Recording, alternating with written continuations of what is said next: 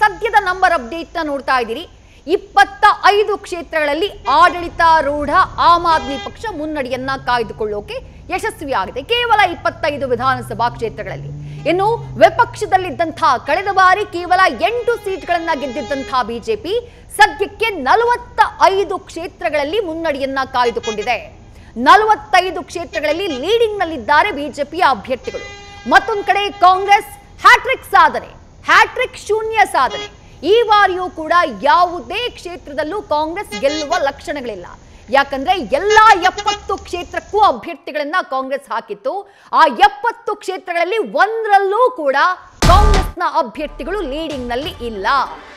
2.5 ದಶಕದ ಬಳಿಕ ರಾಷ್ಟ್ರ ರಾಜಧಾನಿಯಲ್ಲಿ ಕಮಲ ಕಿಲಕಿಲ ಅನ್ನುವಂಥ ಸುಳಿವು ಸಿಗ್ತಾ ಇದೆ. 40ಕ್ಕೂ ಹೆಚ್ಚು ಕ್ಷೇತ್ರಗಳಲ್ಲಿ ಮುನ್ನಡೆಯನ್ನ ಸಾಧಿಸಿದೆ ಕಮಲ ಪಡೆ. ಸದ್ಯಕ್ಕೆ 45 ಆ ನಂಬರ್ ನಾವು ನೋಡ್ತಾ ಇದ್ದೀವಿ.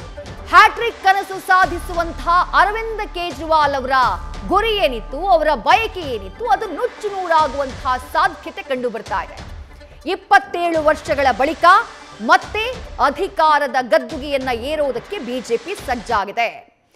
ರಾಜ್ಯ ಆಡಳಿತವನ್ನ ದೆಹಲಿಯಲ್ಲಿ ಪುನಃಸ್ಥಾಪಿಸಿದ ಬಳಿಕ 1993ರಲ್ಲಿ ನಡೆದಂತಹ ಚುನಾವಣೆಯಲ್ಲಿ ಬಿಜೆಪಿ ಗೆಲುವನ್ನ ದಾಖಲು ಮಾಡುತ್ತೆ.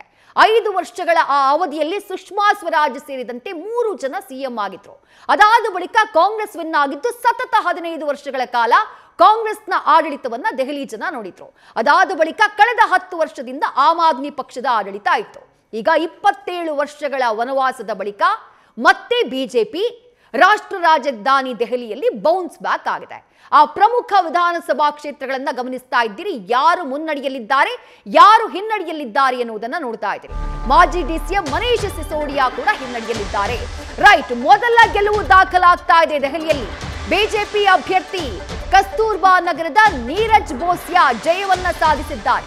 ಕಾಂಗ್ರೆಸ್ನ ಅಭಿಷೇಕ್ ದತ್ತಾ ವಿರುದ್ಧ ನೀರಜ್ ಗೆಲುವನ್ನ ದಾಖಲು ಮಾಡಿದ್ದಾರೆ. ಅಂದ್ರೆ ಸೆಕೆಂಡ್ ಪ್ಲೇಸ್ ನಲ್ಲಿ ಕಾಂಗ್ರೆಸ್ ಅಭ್ಯರ್ಥಿ ಇದ್ರು ಅಂತ ಹೇಳಿ, ಥರ್ಡ್ ಪ್ಲೇಸ್ ನಲ್ಲಿ ಆಮ್ ಆದ್ಮಿ ಪಕ್ಷದ ಅಭ್ಯರ್ಥಿ ಕಸ್ತೂರ್ಬಾ ನಗರದ ನೀರಜ್ ಬೋಸಿಯಾ ಜಯವನ್ನ ಸಾಧಿಸಿದ್ದಾರೆ. ಬಿಜೆಪಿ ಅಭ್ಯರ್ಥಿ ಕಾಂಗ್ರೆಸ್ನ ಅಭಿಷೇಕ್ ದತ್ತಾ ವಿರುದ್ಧ ನೀರಜ್ ಗೆಲುವನ್ನ ದಾಖಲು ಮಾಡುವಲ್ಲಿ ಸಕ್ಸಸ್ ಆಗಿದ್ದಾರೆ. ಇದು ಮೊದಲ ಗೆಲುವು ದಾಖಲಾಗಿರೋದು. ಈ 45 ನಂಬರ್ ನೀವೇನ್ ಗಮನಿಸ್ತಾ ಇದ್ದೀರಿ, ಇದು ಮುನ್ನಡೆಯಾಗಿತ್ತು. ಈಗ ಅದರಲ್ಲಿ ಒಂದು ಗೆಲುವು ಕನ್ಫರ್ಮ್ ಆಗಿದೆ.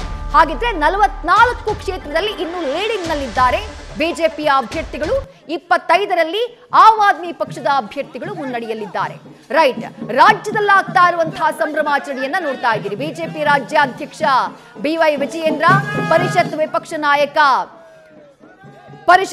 ವಿಪಕ್ಷ ನಾಯಕರನ್ನ ಕೂಡ ಗಮನಿಸ್ತಾ ಇದ್ದೀರಿ. ಒಟ್ಟಾರೆಯಾಗಿ ಬಿಜೆಪಿಯ ರಾಜ್ಯ ನಾಯಕರು ಮಲ್ಲೇಶ್ವರಂ ಬಿಜೆಪಿ ಕಚೇರಿಯ ಮುಂಭಾಗದಲ್ಲಿ ಸಂಭ್ರಮಾಚರಣೆಯನ್ನ ಮಾಡ್ತಿದ್ದಾರೆ. ಪಟಾಕಿಯನ್ನ ಸಿಡಿಸಿ, ಸಿಹಿಯನ್ನ ಹಂಚಿ ದೆಹಲಿ ಗದ್ದುಗೆಗೆ ಬಿಜೆಪಿ ವಾಪಸ್ ಆಗಿರುವುದಕ್ಕೆ ಖುಷಿಯನ್ನ ವ್ಯಕ್ತಪಡಿಸುತ್ತಿದ್ದಾರೆ. ವಿಪಕ್ಷ ನಾಯಕ ಆರ್ ಅಶೋಕ್ ಅವರನ್ನ ಕೂಡ ನೀವು ದೃಶ್ಯಗಳಲ್ಲಿ ಗಮನಿಸ್ತಾ ಇದ್ದೀರಿ.